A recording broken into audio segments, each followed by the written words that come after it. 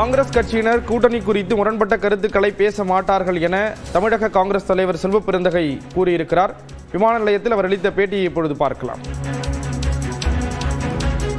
தேமுதிக உள்ள வந்ததுக்கு அப்புறம் இன்னும் முன்னாடி இருந்த கட்சிகளுடைய அந்த சீட்டு எண்ணிக்கை கொஞ்சம் குறைய வாய்ப்பு இருக்கிறதா சொல்றாங்க.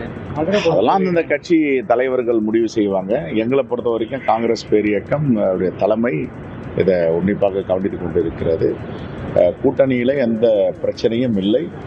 இன்னும் ஏற்கனவே வலிமையாக உள்ள கூட்டணியில் இன்னும் சில கட்சிகள் சேருகிறார்கள் என்றால் இன்னும் வலிமை பெறுவதற்கான சூழல் இருக்கு. காங்கிரஸ் தலைவரா நீங்க ஸ்ட்ராங்கா இருக்கிறீங்க கூட்டணி நிலைப்பாட்டுல.